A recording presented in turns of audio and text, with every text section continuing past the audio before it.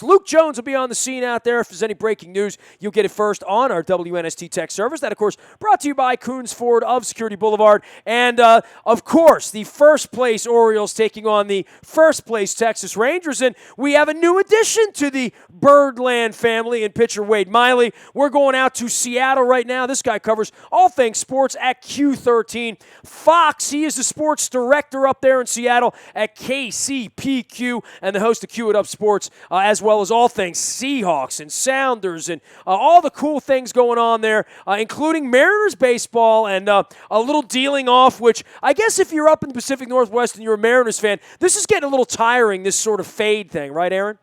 Did you say cool things and Mariners in the same sentence, first of all? Second of all, I feel like you were rubbing it in my face by saying first-place Orioles and first-place Rangers. We haven't seen a first-place team at the end of a season here in Seattle in a really long while. I think it's been 15 years since we've even made the playoffs. Well, and it is a long drought, and we know a little bit about that here in Baltimore. Aaron Levine from Fox 13, Q13 Fox joining us.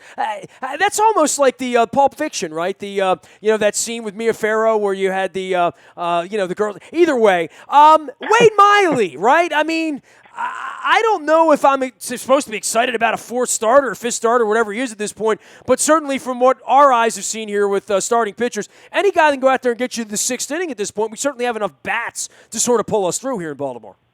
I'd be excited if you just got any player from the Mariners, because the Mariners' credo is to play poorly in Seattle and then find success elsewhere. We've seen that in Trumbo. Well, you saw that with Trumbo. You saw it with Chris Tillman. You saw that with Adam Jones. You have a lot of the former Seattle prospects in the area also. So, hey, we gave you Nelson Cruz back. Come on, man. You know, I appreciate that for the season. I think the Mariners are cursed. You put all the players on the current M's on any other team in any other city, it's our belief that they would be at least a wild card playoff team, if not leading the division. Well, DePoto obviously built some things down in Anaheim and now out of there and into Seattle and moving things around and dealt Trumbo a couple times now. Thoughts on the Wade Miley thing? I mean, would you be excited if you're an Oriole fan for getting a guy that has been on his fourth team now in 4 years? I guess there's a reason for that. Yeah, probably not. I mean, he was slated to be the Mariners' second or third starter before they were able to sign Sashio Akuma unexpectedly this past offseason after he signed with the Dodgers and failed that physical. Miley's just a guy. He didn't blow me away. He had an ERA over 5 or something here in Seattle.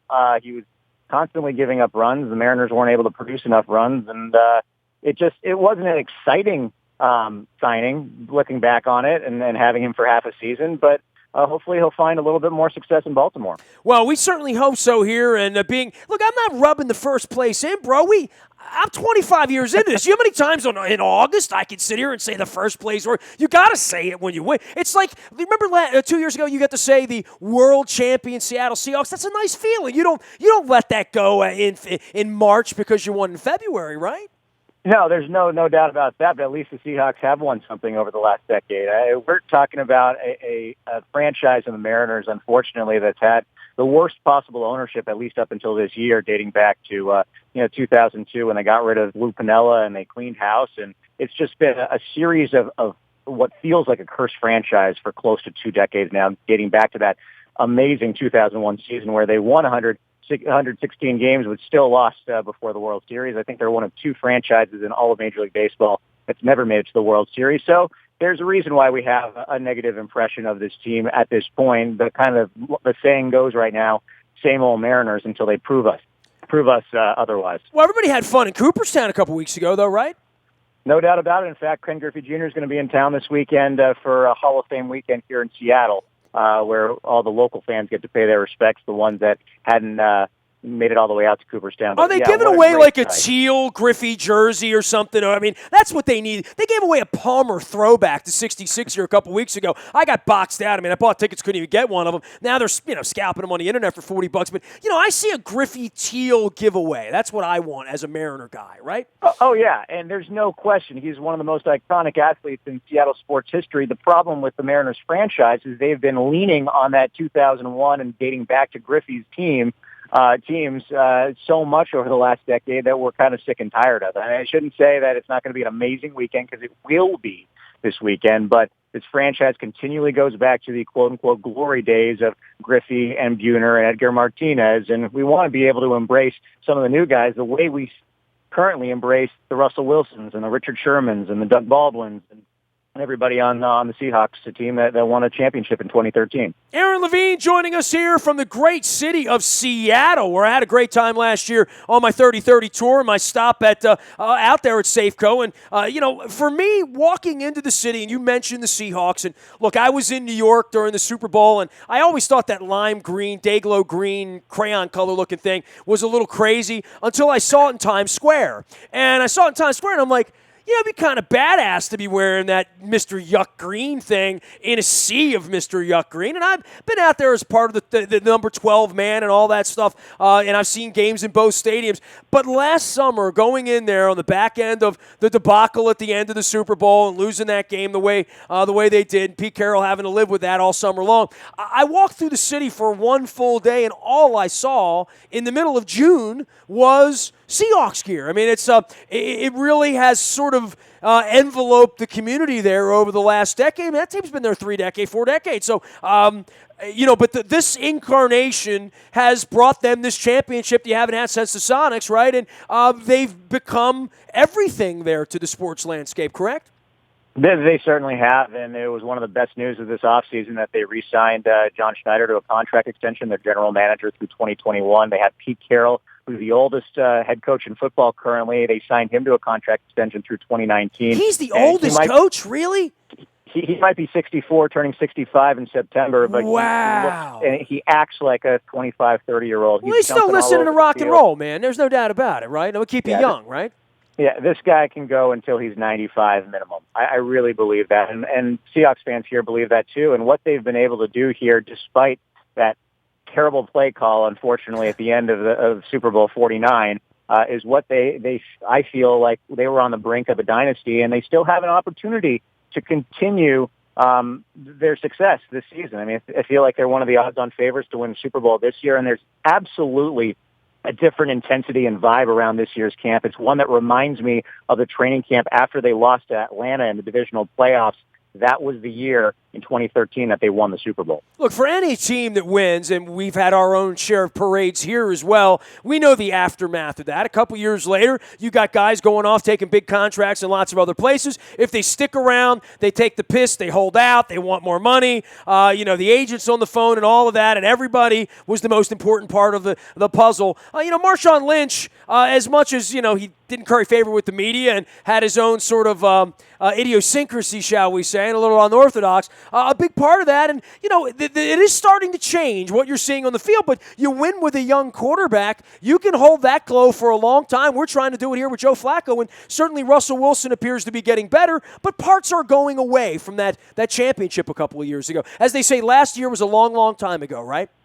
Yeah, no doubt. The core of guys are still here. Yes, you get rid of Marshawn Lynch. He finally retires. But this has become Russell Wilson's team. I mean, he is now in his fifth year. He's no longer that young quarterback anymore, while he technically is in grand scheme of things. But Richard Sherman's still here. Michael Bennett's still here. Cam Chancellor, Earl Thomas, Doug Baldwin. And you saw what Baldwin did at one point last season, scoring 10 touchdowns in 4 games. I believe only 4 receivers in the history of the National Football League had ever done that. So you're seeing a brand new type of offense, maybe one that isn't necessarily run first like it used to be with Marshawn Lynch. The running backs, Thomas Rawls starting training camp on the PUP list, but I think there are still questions to be answered. But the fact that they bring back most of the core of this team and a lot of the guys that were still on that championship team when it was in its infancy, as far as the core on this team goes, is a definite positive sign going forward. He is Aaron Levine, Aaron Q13 Fox out on Twitter. He is the sports director in Seattle at KCPQ and the host of Q It Up Sports. Lots of Seahawks, a little bit of Mariners. We checked in on Wade Miley, who is making his way to Baltimore right now to fit into the rotation here. Man, look, I love Seattle, right? And look, there's a million reasons, right? I mean, you got great coffee, salmon, legal weed, world championship football team, great culinary and all that stuff. but you're also a soccer community. And, watching the USA team play out there in Cope a couple of weeks ago, seeing the stadium and seeing what the Sounders are, I always think it's sort of a forebear. Like 30, 40 years from now, I really do believe soccer will be this massive thing, the way baseball has faded and the NFL has come on. And Seattle will always be looked at as a little bit of a cradle for all that stuff. There's another thing that happens in Seattle, sort of a European thing in that way, and that is embracing the soccer thing. It's not a great team for a year for the local team, but certainly was a great summer to have the world's best players come through Seattle, right?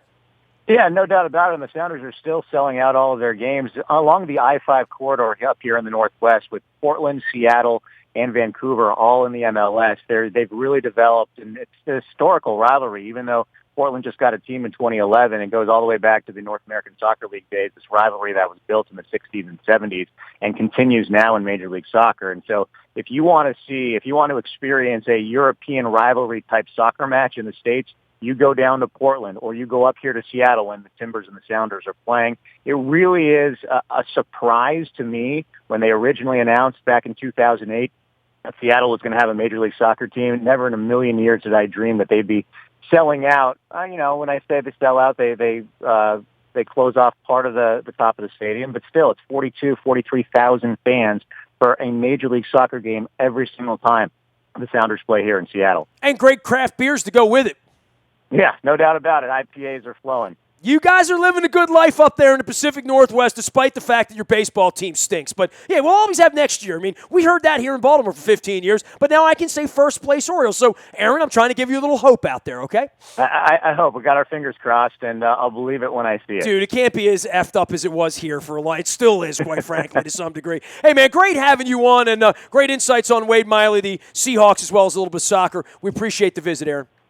Thanks for having me. You got it. Aaron Levine, Aaron Q13 Fox, out on Twitter at KCPQ, out in Seattle, a lovely, lovely part of the world. And hopefully the rental of Wade Miley works out well here for the Orioles. We're going to be on the backfields up in Owings Mills as well as at practice downtown for the fireworks on Saturday night. We're with the Ravens all the time and the Orioles as much as they let us. And, of course, the first place Orioles in town for a couple of days. And then it's off to Chicago, Oakland, San Francisco, going West Coast bound next week. Anything you miss here at WNST.net, you can find in the bio Toyota Audio Vault 24 hours a day from anywhere in the world on your mobile device. Simply download the TuneIn Radio app. We come in crystal clear. Our morning newspaper comes to your email inbox at 7 a.m. each and every morning. That is powered up by Planet Fitness and PlanetFitness.com. Still $10 a month to get in the best shape of your life all summer long at Planet Fitness. Get a little inspiration as well at planetoftriumphs.com out on the web. Big reminder, next Tuesday night, our partner Brian Billick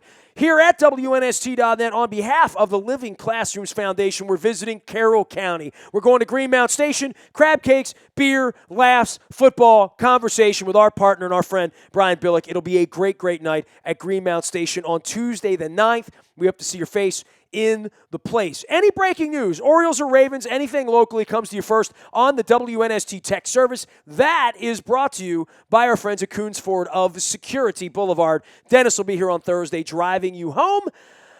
I'm Nestor. I'm a very available individual. Nasty at WNST.net always reaches me with complaints, criticism, love, hate. I get it all. It's the internet. What can I say? Twitter, Facebook, LinkedIn, Snapchat, Instagram. Our Facebook Live is rocking right now at Nestor J. Aparicio, as well as our YouTube WNSTV page. We are WNST.net, AM 1570, and WNST Taos in Baltimore, and we never stop talking Baltimore sports.